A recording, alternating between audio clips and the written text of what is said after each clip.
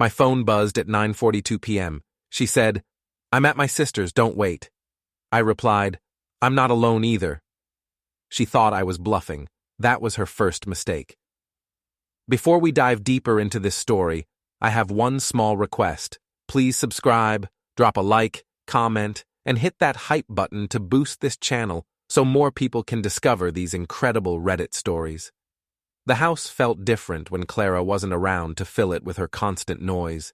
The endless stream of reality TV shows, phone conversations with friends I'd never met, complaints about co-workers whose names changed every few months. I sat in my leather recliner, the one she always complained about because it didn't match her Pinterest vision of our living room, and stared at the text message glowing on my phone screen. 3 months of marriage counseling with Dr. Richardson, 2 years of increasingly distant conversations that felt like business meetings between strangers, 18 months of sleeping in the same bed while living completely separate lives. And this is what it came down to. A lie wrapped in 11 carefully chosen words. I'm Ethan Pierce, 38 years old, and I install security systems for people who don't trust their neighbors, their employees, or their own family members. The irony wasn't lost on me. I spent my days helping paranoid rich people spy on their housekeepers and gardeners while living with someone I couldn't trust to tell me the truth about where she bought coffee. But tonight, everything would change. Tonight, the careful, methodical man she'd grown tired of would remind her exactly why Marines don't make idle threats and why underestimating your opponent is the fastest way to lose everything you think you control. Clara thought she was clever. Marketing consultants usually do. They believe they can manipulate anyone with the right words, the perfect timing, the strategic pause that makes you question your own perception of reality. She'd been practicing these techniques on me for years, slowly convincing me that my concerns were paranoia, my questions were accusations, and my desire for honesty was somehow unreasonable. What she didn't know was that her husband had been a Marine for 8 years before he started wiring houses for paranoid millionaires. What she'd forgotten was that Marines are taught to observe, document, and strike with overwhelming force when the time is right. She'd mistaken my patience for weakness, my silence for ignorance. Tonight, she'd learn the difference. I poured myself a glass of the expensive Cabernet she'd bought for special occasions that never seemed to arrive. We'd been saving this bottle for 2 years, waiting for the right moment to celebrate something worth celebrating. The wine tasted like victory, though I hadn't won anything yet. I opened my laptop and pulled up the tracking software I'd installed on our shared family plan 6 months ago. Clara's iPhone showed up as a blue dot on the digital map, parked outside the Marriott downtown on 5th Street, the same hotel she'd been visiting every Tuesday and Thursday for the past 6 weeks. The same hotel that charged $300 a night, and was definitely not her sister Ivy's one-bedroom apartment in the nursing district. I scrolled through weeks of location data, building a timeline that would make any detective proud. Tuesday nights at the Marriott from 7:30 to 11:45 p.m. Thursday afternoons from 2:15 to 5:30 p.m. Friday lunches that lasted 3 hours at restaurants I'd never heard of, all charged to her company credit card for client meetings that weren't on her official calendar. My wife had been living a double life for months, and she'd gotten sloppy about covering her tracks. Or maybe she'd gotten arrogant. Maybe she thought her husband was too stupid to notice the obvious signs, too trusting to investigate, too weak to do anything about it even if he discovered the truth. Clara had always been beautiful in a way that opened doors and closed deals, tall, elegant, with the kind of confidence that made people want to agree with her even when they knew she was wrong. She'd built a successful career on charm and persuasion, convincing clients to spend money they didn't have on marketing campaigns that promised results she couldn't guarantee. The same skills that made her successful at work had made her very good at lying to her husband. But every system has vulnerabilities. Every lie leaves traces. Every secret creates patterns that careful observation can detect and document. The doorbell rang at exactly 10:08 p.m., just as I'd expected. I walked to the front door and opened it, to find Ivy standing there in her hospital scrubs, holding a bottle of wine and looking exhausted from another double shift at General Hospital. Dark circles under her eyes, blonde hair pulled back in a messy bun, everything about her screaming overworked and underpaid. "Thanks for coming," I said, stepping aside to let her into the house she'd visited hundreds of times over the years. "When you called 2 hours ago and said Clara was using my name to cover an affair, I didn't believe you." She stepped inside, her voice quiet and strained with the kind of exhaustion that comes from working 16-hour shifts to pay off student loans that never seem to get smaller. "But after I looked at those hotel receipts you forwarded, and the credit card statements, and the timeline you put together." "She's been using your name as an alibi for months," I said, closing the door behind her. "Every time she tells me she's helping you through a rough patch, bringing you soup when you're sick, staying over because you're having anxiety attacks, she's actually meeting someone else." Ivy's face hardened in a way I'd never seen before. My own sister. We'd been planning this confrontation for 2 weeks, ever since I'd finally gathered enough evidence to prove what I'd suspected for months. Hotel charges on nights when Ivy was working back-to-back shifts. Restaurant bills for expensive dinners when Clara claimed she was bringing takeout to her struggling sister. Gas station purchases in neighborhoods Ivy had never visited, at times when she was documented as being at work. The betrayal cut both ways. Clara hadn't just been lying to her husband about her whereabouts. She'd been using her sister's identity, her financial struggles, her emotional problems as cover for an affair that had been going on since late winter. "The worst part," Ivy said, setting down the wine bottle and pulling off her jacket, "is that I actually felt guilty. She kept asking me for money, saying she was behind on rent, saying she needed help with groceries. I've been giving her $200 a month for the past 4 months. Money she was spending on hotel rooms and romantic dinners with someone else, while I've been eating ramen and working overtime to help my sister who didn't need help." I handed Ivy one of my old Marine t-shirts, navy blue with faded yellow letters across the chest that read, "Semper Fi." "Put this on. Leave your jacket on the couch where she'll see it when she walks in. Make sure the wine glasses are visible from the front door." "You really think she'll come home early?" "Trust me. Clara can't stand losing control of any situation. The moment she thinks I'm not sitting here alone, waiting for her like a faithful dog, she'll panic and come running home to reassert her dominance and figure out what threat she's facing." We opened both bottles of wine and sat in the kitchen, where the lighting was best, and the surveillance cameras had the clearest angles. Ivy looked around the house she'd visited for holidays and birthdays and family gatherings, seeing it differently now that she knew what her sister had been doing here. The expensive furniture Clara had insisted on buying with money from bonuses I'd never seen her earn. The artwork that cost more than Ivy made in 2 months of nursing shifts. The lifestyle that had always seemed slightly beyond our means, but that Clara somehow managed to afford through mysterious consulting work and freelance projects that never seemed to have actual clients.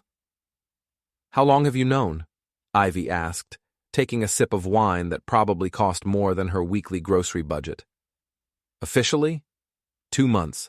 That's when I installed the GPS tracking on her phone and started documenting everything. Unofficially? I've been watching her patterns since January. New perfume that I didn't buy her. Phone calls she takes in the bathroom with the water running. Sudden interest in working late on projects that supposedly don't exist in her company's system. The surveillance cameras I'd installed throughout the house for work testing were still active, connected to a military-grade system that recorded everything to multiple secure cloud servers. I'd been documenting Clara's behavior patterns for weeks, not for divorce court, but for something much more satisfying. Clara prided herself on being smarter than everyone around her, on being able to manipulate any situation to her advantage through charm and strategic lying. Tonight, she'd learn the difference between being clever and being intelligent, between thinking you're in control and actually understanding what's happening around you. My phone buzzed with another text message. Clara again. "Where are you? Your car is in the driveway, but all the lights are off downstairs. I showed Ivy the message. She's panicking. She probably drove by the house to check if I was actually here, saw the unusual lighting pattern, and realized something was different. Good. Let her panic for once. I typed back carefully. In the kitchen, drinking wine with a friend who needed to talk. Don't hurry home on my account. Take all the time you need. The response came immediately. What friend? You didn't mention anyone was coming over. Instead of replying, I set the phone on the counter where Ivy could see the screen. Let Clara's imagination fill in the blanks. Let her wonder who I was with, what we were talking about, whether her carefully constructed network of lies was finally collapsing under the weight of its own complexity. Ivy and I had spent hours over the past 2 weeks going through Clara's phone records, credit card statements, social media activity, and work calendar. The picture that emerged was of a woman living 2 completely different lives with surgical precision. The devoted wife who complained about working late and having to attend boring client dinners while secretly meeting her lover at expensive restaurants. The caring sister who borrowed money for rent and medical emergencies that never happened while spending thousands on designer clothes and spa treatments. The dedicated employee who claimed to be bringing in major new clients while actually conducting a romance with someone who was supposed to be paying her company for legitimate services. She's been stealing from her company, Ivy said, looking through the receipts I'd organized across our kitchen table. Personal expenses charged to corporate accounts, hotel rooms, dinners, weekend trips, jewelry. It's not technically embezzlement because she's been calling it client entertainment, but it's definitely fraud. And the money she borrowed from me for her supposed financial emergencies? Gambling debts would be my guess, or shopping sprees she couldn't explain to me, or maybe just funding a lifestyle that looked successful to her lover while her actual husband paid the real bills.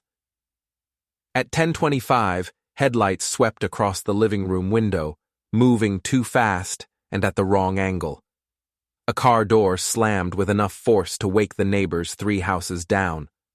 The automatic porch light triggered, illuminating Clara's BMW parked crooked in the driveway, one wheel on the grass, like she'd been driving with shaking hands. She came home early, I said, exactly as I'd predicted 2 hours ago. Ivy smiled for the first time all evening. Let's see how good she is at thinking on her feet when she's not controlling the narrative. When she burst through the door, mascara running down her cheeks in dark streaks, she wasn't angry. She was terrified. Clara froze in the doorway when she saw Ivy sitting at our kitchen table wearing my old Marine t-shirt. For a moment, the only sound was the grandfather clock ticking in the hallway and the distant hum of the refrigerator. Her eyes darted between us, trying to process what she was seeing, trying to figure out how to spin this situation to her advantage. What is this? Clara's voice cracked on the last word. I stayed calm, leaning against the counter with my wine glass, watching her try to regain control of a situation that had been out of her control for weeks. How was Daniel? Her face went white.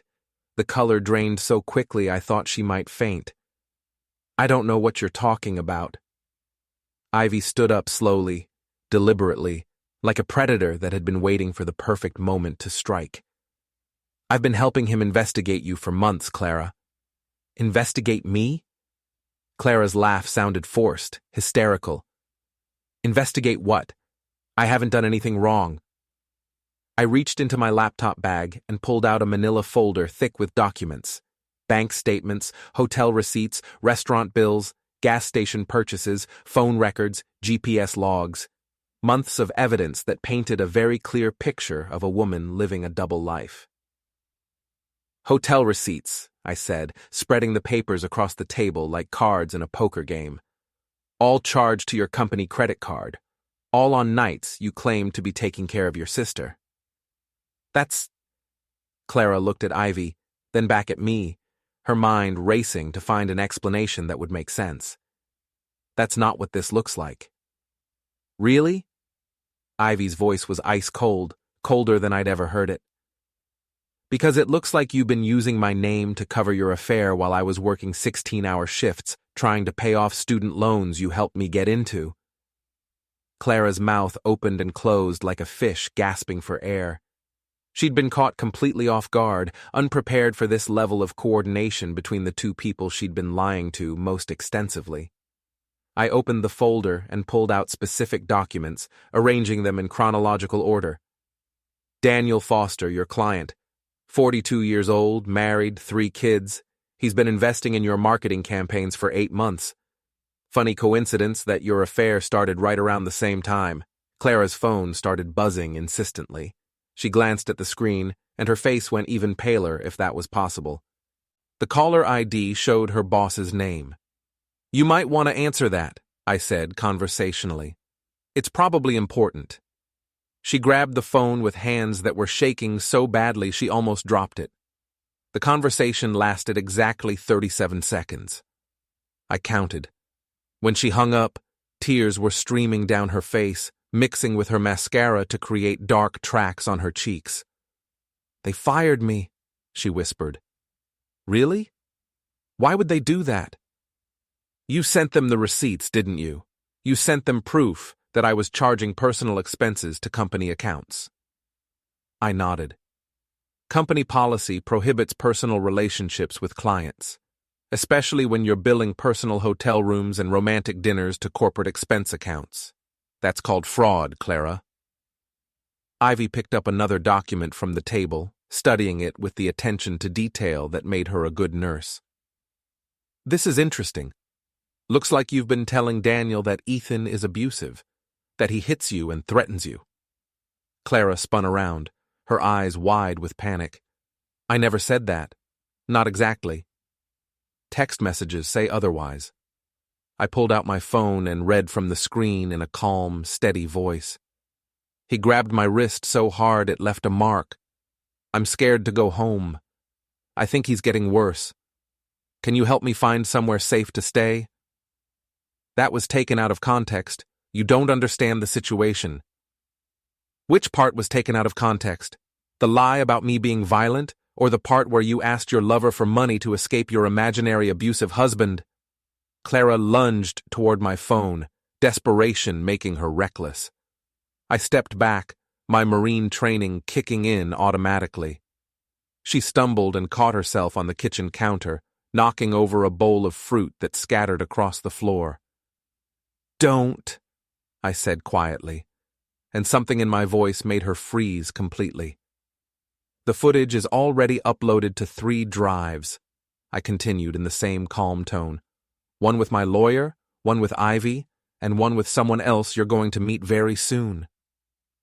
Clara's phone exploded with notifications, text messages, missed calls, voicemails, Facebook messages. She stared at the screen like it was showing her a terminal diagnosis. What did you do? What did you send them? I gave you exactly what you said you wanted.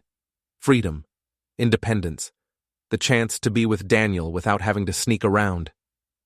She scrolled through her messages, her breathing getting faster and more shallow with each notification.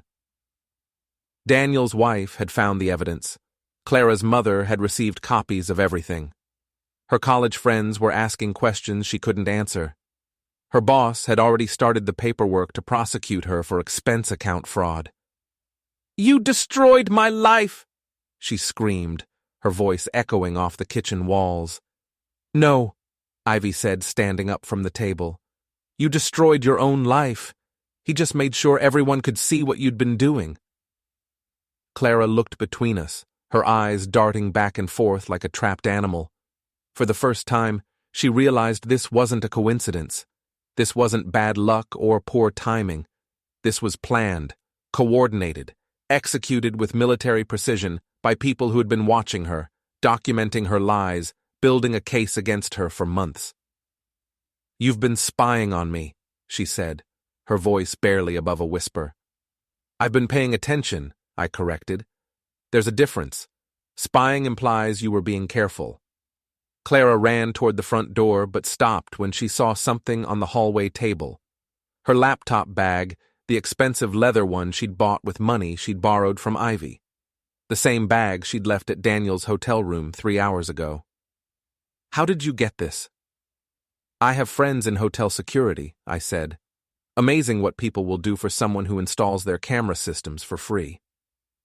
She stared at the bag like it contained evidence of crimes she'd forgotten about, which, considering what was on that laptop, it probably did. Everything's on there, isn't it? She asked. Emails, photos, bank transfers, everything. Everything, I confirmed.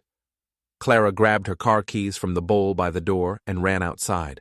The front door slammed so hard that picture frames rattled on the walls. Ivy and I watched through the living room window as Clara sat in her car for 10 minutes, making frantic phone calls. Her gestures were wild, desperate, the body language of someone whose carefully constructed world was collapsing in real time. She's calling Daniel, Ivy observed. He won't answer. His wife has his phone now.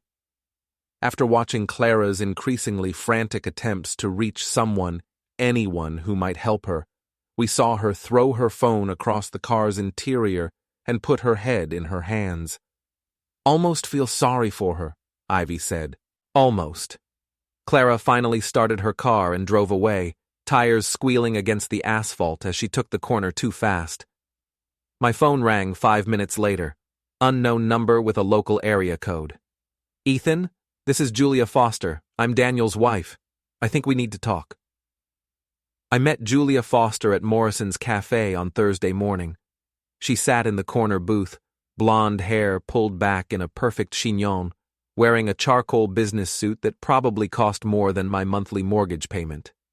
Everything about her screamed successful attorney, from her posture to her handshake to the way she organized documents in neat stacks on the table. Thank you for meeting me, she said as I sat down across from her. Your husband's been sleeping with my wife for 8 months. I figure we have things to discuss. Julia slid a thick folder across the table. I hired a private investigator 6 weeks ago. He's very thorough. I opened the folder and felt my stomach drop. Clara and Daniel holding hands outside restaurants I couldn't afford on my security technician salary. Kissing in parking garages, entering hotel rooms together, shopping for jewelry at stores where a single bracelet cost more than I made in a month. My wife looked happy in these photos, genuinely happy in ways I hadn't seen in our house for over 2 years. How long have you known? I asked, studying a photo of Clara laughing at something Daniel had said while they shared dessert at some upscale bistro. Officially? Since March, when I found a receipt for lingerie I'd never seen her wear. Unofficially? Daniel's been acting strange since Christmas. New cologne, working late, business trips that didn't match his calendar, sudden interest in fitness and expensive clothes. I showed Julia the evidence I'd collected over the past months. Hotel receipts with company credit card numbers clearly visible, text messages between Clara and Daniel discussing their future together, GPS logs from Clara's car showing regular visits to his office, his neighborhood, and hotels across 3 counties. We compared timelines, cross-referenced dates, and built a case that would hold up in any court. The pattern was clear. This wasn't a casual affair or a moment of weakness. This was a planned, sustained relationship involving fraud, embezzlement, and coordinated lies to multiple victims. Your wife told Daniel that you were abusive, Julia said, pulling out a recording device. She told you that? She called our house Tuesday night after you sent those messages. Said you'd threatened her, that she was afraid to go home alone, that she needed Daniel's help finding a safe place to stay. I laughed, but there was no humor in it. Clara's 5'3" and has never seen me raise my voice above normal conversation level. The most violent thing I've ever done in front of her is kill a spider with a rolled-up magazine. I figured as much. When someone's actually afraid, they don't tell elaborate stories about their abuser. They just run. Julia pulled out another set of documents. Bank statements showing electronic transfers from Daniel's personal checking account to Clara's account. $53,000 over 7 months, labeled as consulting fees and marketing expenses. He was funding her lifestyle, Julia said. Designer clothes, spa treatments, that BMW she drives, the expensive jewelry she wears to work. All gifts from my husband, purchased with money from our joint savings account. Using your children's college funds to buy gifts for his mistress. Using our retirement savings, our emergency fund, our kids' education money. Daniel cleaned out accounts we'd been building for 15 years. We sat in silence for a moment, two people who'd been betrayed by the same elaborate lie, studying evidence of how thoroughly our spouses had been deceiving us. "What do you want to do about it?" I asked. Julia smiled, and it wasn't a pleasant expression. "I want them to face consequences. Real ones, public ones, the kind that follow you for years." She explained her plan. Daniel's company was hosting their annual charity gala next Saturday at the Riverside Hotel. 500 guests, including major clients, business partners, city council members, and local media. Clara would be there as Daniel's marketing consultant, probably wearing another dress he'd bought her with Julia's money. "I can get you in," Julia said, "as my guest. Daniel won't suspect anything because I attend these events every year." "What do you have in mind?" "You install security systems. I assume that includes audio and video equipment?" I nodded. Daniel's giving the keynote speech about corporate responsibility and family values. Something about how successful businesses are built on trust and integrity.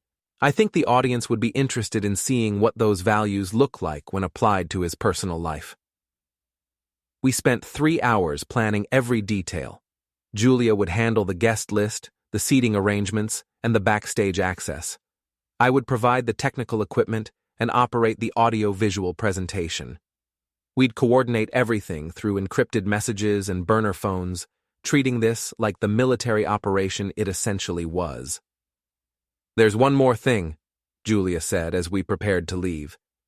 "Your wife's been escalating her demands. She's threatening to expose Daniel's affair unless he leaves me and marries her." "Blackmail?" "She calls it helping him see what's really important. I call it extortion." Julia handed me a small recording device.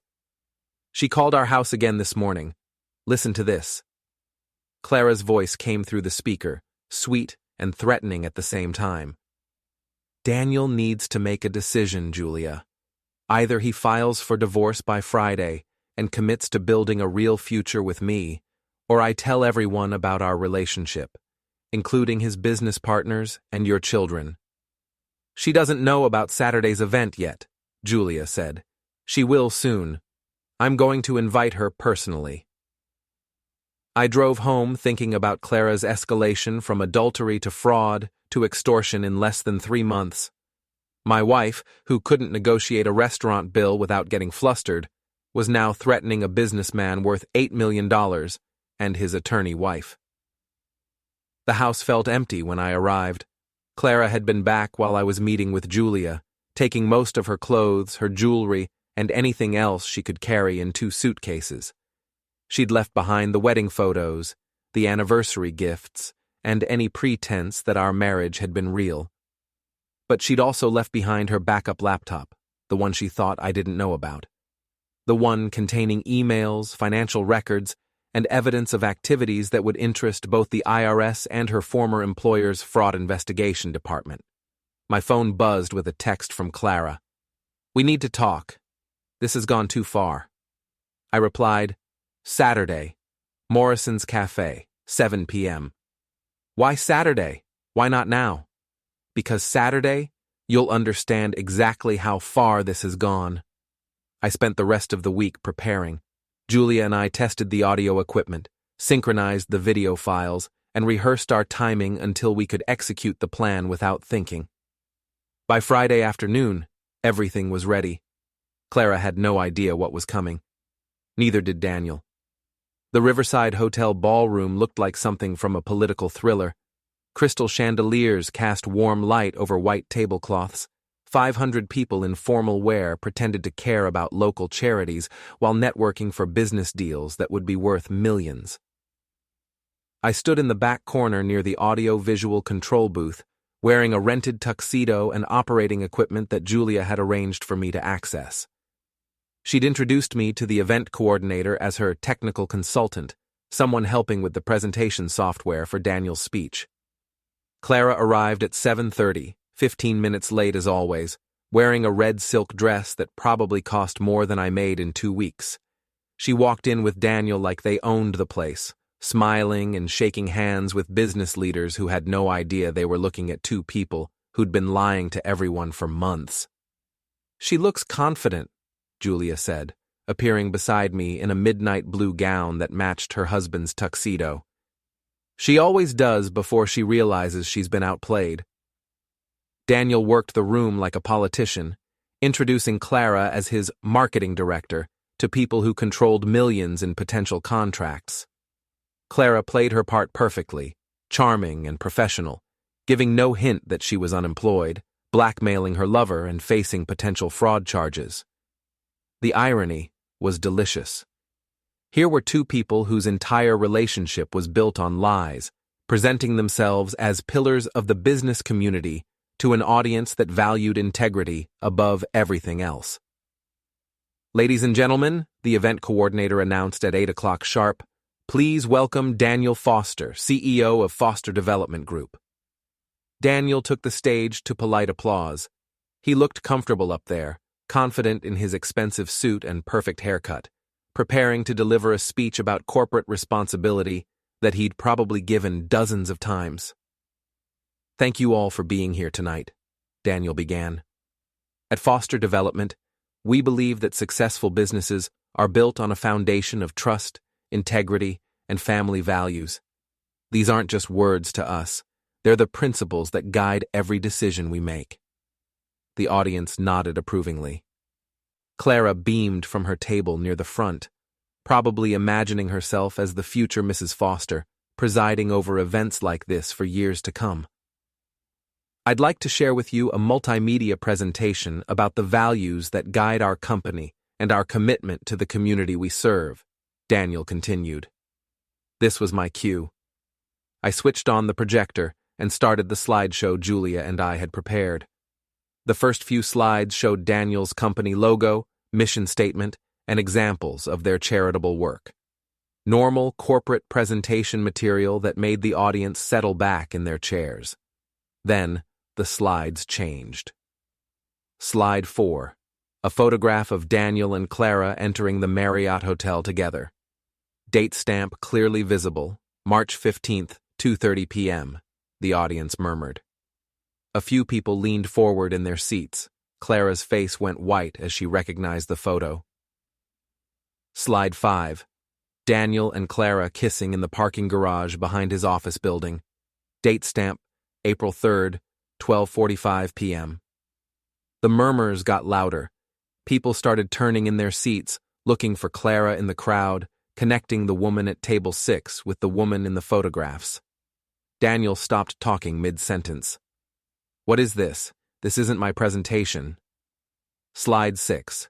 A hotel receipt showing charges for champagne, room service, and a luxury suite. Company credit card number clearly visible at the bottom. "Technical difficulties," I called out from the back. "Just a moment, sir." Slide 7. A bank statement showing electronic transfers totaling $53,000 from Daniel's personal account to an account belonging to Clara Pierce. Description: consulting fees and marketing expenses. The ballroom erupted, cameras flashing as society reporters realized they were witnessing a scandal. Business partners pulling out phones to document what they were seeing. The charity organizers looking horrified as their fundraising event turned into a public exposure of adultery and embezzlement. "Turn it off!" Daniel grabbed the microphone, but his voice cracked with panic. Slide 8. Text messages between Daniel and Clara discussing their future together, and Clara's demands that he choose between his old life and their real love. Clara bolted from her chair, knocking over a wine glass that shattered on the marble floor. But Julia was waiting by the main exit, flanked by 2 security guards who'd been briefed on the situation. "Leaving so soon?" Julia asked, her voice carrying across the room in the sudden quiet. "This is harassment," Clara said, her voice shaking. "This is a setup. You can't do this to us." "This is evidence," Julia replied, loud enough for the nearby tables to hear clearly. "Evidence of adultery, embezzlement, fraud, and extortion." I triggered the final slide, an audio file that began playing through the ballroom's sound system. Clara's voice filled the room. "Daniel needs to make a decision, Julia. Either he files for divorce by Friday and commits to building a real future with me, or I tell everyone about our relationship, including his business partners and your children." The room went completely silent. 500 people listening to a woman blackmail a businessman in front of his wife, threatening to destroy his family unless he abandoned them for her. Then someone started laughing, a harsh, bitter sound from one of Daniel's business partners. Then someone else joined in. Within seconds, half the ballroom was laughing at the woman who'd tried to extort money and marriage from a man who was already married with children. Clara looked around the room, realizing that everyone who mattered in our coastal town now knew exactly what she'd been doing. Business leaders, community organizers, society reporters, charity board members, people who controlled jobs, social standing, and reputation. "You're all witnesses," she said desperately. "Ethan planned this. He's obsessed with destroying me. He can't accept that our marriage is over." "Really?" Julia pulled out her phone and played another recording. "Because according to this voicemail you left yesterday, you're the one making threats." Clara's voice again. "If Daniel doesn't leave Julia by Sunday, I'm sending copies of our private photos to every client his company works with. I'm sure they'll be very interested in knowing what kind of man they're doing business with." The laughter stopped. This wasn't funny anymore. This was a woman threatening to use intimate photos as weapons against someone's livelihood and reputation. Daniel was escorted off the stage by hotel security. Several business partners were already pulling out their phones, probably calling lawyers or accountants or board members to discuss damage control. Clara ran toward the service exit, pushing through tables and knocking over chairs. I followed her outside to the hotel's loading dock area. "You destroyed everything," she screamed when she saw me. "My job, my reputation, my future, everything I worked for." "I exposed everything," I corrected. "Everything you chose to hide. No one will hire me now. No one will trust me. You've ruined my life." "Your life was ruined the moment you decided that lying to everyone who cared about you was easier than being honest." Clara got in her car and drove away without another word, tires squealing as she took the corner too fast. I watched her taillights disappear, knowing this was probably the last time I'd see her as my wife. Julia appeared beside me in the loading dock, still looking elegant despite everything that had just happened. "How do you feel?" she asked. "Like I can finally breathe again." We walked back inside to find the gala continuing without Daniel and Clara. People were eating dinner, making small talk, and donating money to charity. By the end of the night, most guests were discussing quarterly earnings reports and vacation plans, but the reporters were still there, taking notes and asking questions about what they'd witnessed. "This will be in tomorrow's business section," Julia said. "Good. Let everyone know what happens when you build your success on lies." I helped Julia pack up the equipment, while hotel staff cleaned up the broken glass and rearranged the tables Clara had knocked over during her escape. "What happens now?" she asked.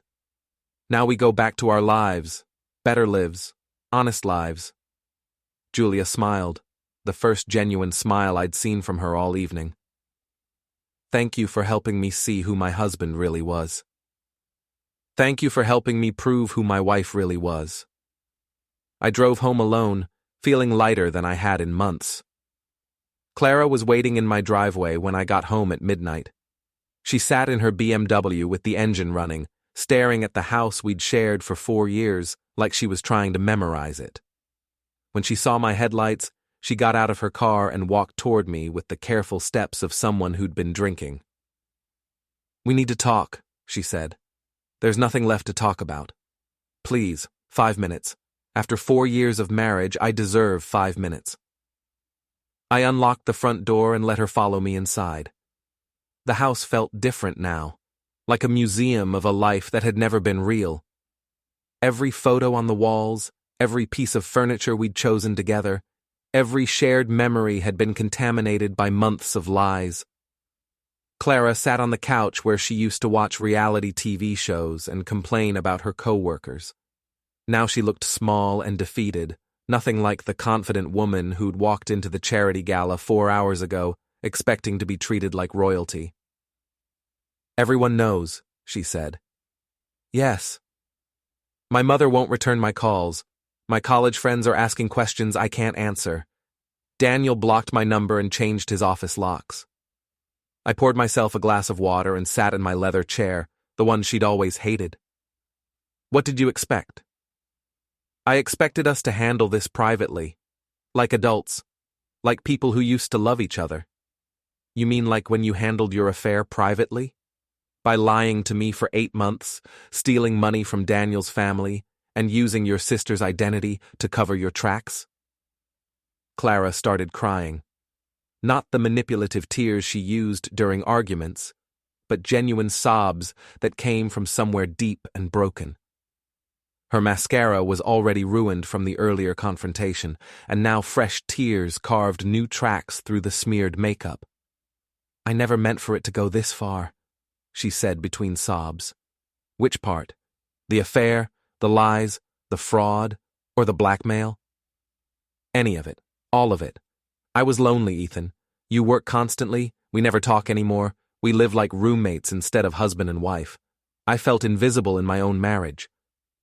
So you decided to fix our marriage by sleeping with someone else? I decided to find someone who made me feel alive again, someone who listened to me, who made me feel special and wanted and beautiful. I studied her face, looking for traces of the woman I'd married 6 years ago. She was still there, underneath the expensive makeup and the designer clothes Daniel had bought her, but she felt like a stranger, like someone I'd known in another lifetime. Do you love him? I asked. Clara wiped her eyes with a tissue from her purse. I thought I did. But you don't. I don't know anymore. After tonight, after seeing how quickly he threw me away when things got difficult, after watching him pretend he barely knew me when his reputation was threatened, I don't know anything anymore. I reached into my jacket pocket and pulled out a manila envelope. These are divorce papers. Sign them, and this ends quietly. Refuse, and everything becomes public record in family court where reporters can access it freely. Clara took the envelope with hands that were still shaking from adrenaline and alcohol. What about the house? Sold. Proceeds split 50-50, minus your half of the money you'll need to pay back to Daniel's family for the fraud. What about my things? Pack whatever you can carry in your car. The rest goes to charity or gets sold to cover legal expenses. Where am I supposed to live? I don't have a job anymore. No one will hire me after tonight. That's not my problem anymore, Clara. You made choices.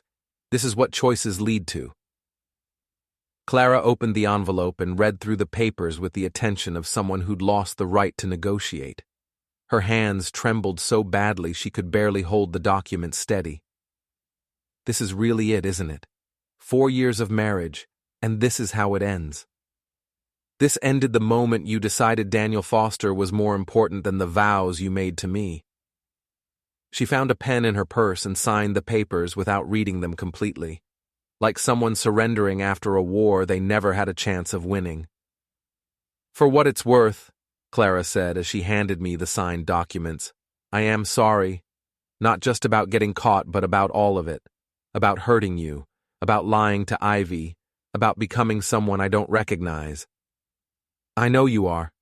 You're sorry it happened this way. You're sorry you got exposed. You're sorry you lost control of the situation. No, I mean really sorry. Sorry for hurting people who trusted me. Sorry for throwing away something real for something that was never going to last. I looked at her carefully, trying to decide if this was genuine remorse or another manipulation. With Clara, it was always hard to tell the difference. Maybe you are sorry, I said finally. But being sorry doesn't undo the damage. It doesn't give me back the months I spent wondering what was wrong with me, what I'd done to make you so distant and cold. Clara stood up and walked toward the front door. She stopped in the hallway and looked back at the house one last time, taking in the photos of our wedding, the furniture we'd picked out together, the life we'd built, before she decided to tear it down. I loved you, Ethan. Maybe not the way you deserved, maybe not enough to keep me from making terrible choices, but I did love you. I know. That's what makes this so sad. She left without saying goodbye. I watched through the window as she got in her car and sat there for several minutes, probably making phone calls to friends or family members who might let her stay with them until she figured out what came next. Finally, she started the engine and drove away. This time, I knew it was forever. The house was quiet again. I sat in my chair and looked around at the remnants of our shared life. Tomorrow, I would start packing. Next week, I would put the house on the market. Within a month, I would move somewhere new and start over completely. My phone buzzed with a text from Ivy. Saw the news coverage online. How are you holding up? I replied, It's over. Finally over. Are you okay? I will be. For the first time in months, I actually believe that. I turned off all the lights and went upstairs to bed. Tomorrow would bring lawyers and paperwork and the logistics of disentangling a life I'd shared with someone who'd never really been sharing it with me. But tonight, I would sleep better than I had since this whole nightmare began. Clara had wanted space, so I gave her miles. She had wanted freedom, so I gave her everything that came with it. She had wanted to disappear from our marriage, so I helped her disappear from everything else too. The silence was perfect.